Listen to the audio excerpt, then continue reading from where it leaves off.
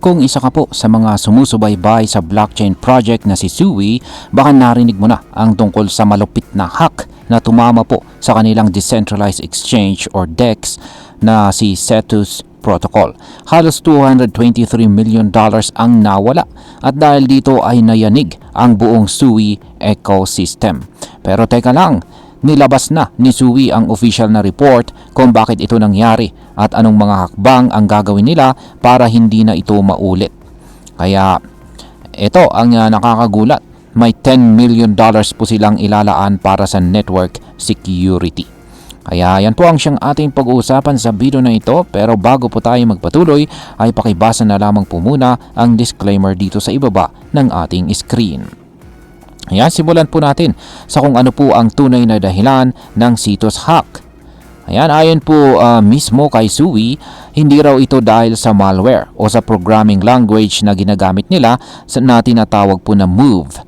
Ang totoong sanhi ay isang bug o depekto sa math library na mismong protocol ni Cetus. Isipin mo na lang, parang may mali sa calculator na ginagamit ng protocol sa pag-compute ng mga transaction.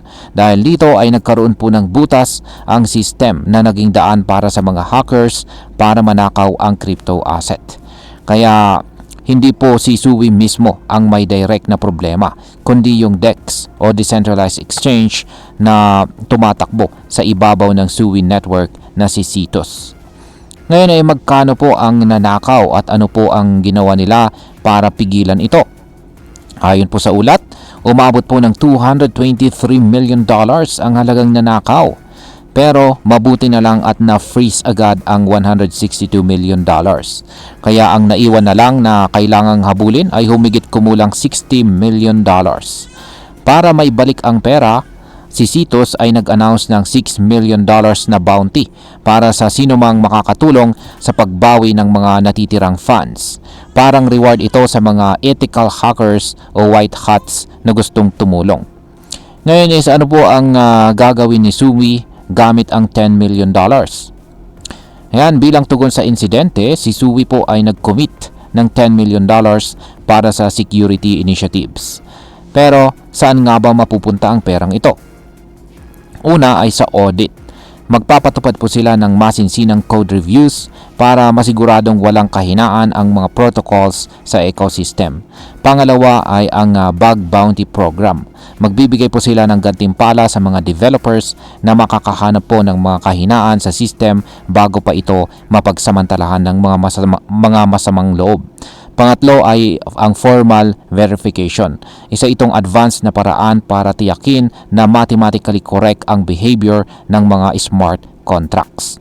Hindi lang sila basta gagastos. Makikipag-collaborate pa sila sa mga developer community para matiyak na solid ang security plans nila. Isa itong hakbang para masigurado na hindi na po mauulit ang trahedyang nangyari kay Cetus. Ngayon bakit po ito importante dito sa buong mundo ng crypto? Ayan, ayon mismo sa team ng Sui, masakit daw ang nangyaring ito. Kasi daw, mula pa sa simula, ginawa ni Sui para maging mas secure sa pag-develop ng smart contracts. Kaya ang unang major na insidente na ito ay parang malaking sampal sa kanilang misyon. Pero totoo rin na lahat ng major blockchain ay dumaan sa ganitong pagsubok. Kahit gaano po kagaling ang system, hindi po maiiwasan na ang tao pa rin ang nagsusulat ng code at pwedeng magkamali. Ang mahalaga raw ay matuto, magsama-sama bilang community at patatagin ang mga critical codes sa ecosystem. Ngayon is ano po ang lagay ni Sui ngayon sa market?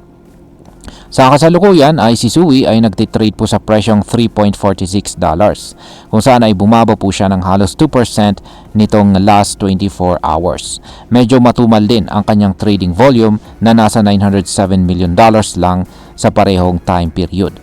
Ang pagbaba po ng presyo ay normal na reaksyon kapag may ganitong security breach. Maraming traders po ang agad na nagbebenta dahil sa takot o pag-aalala sa seguridad.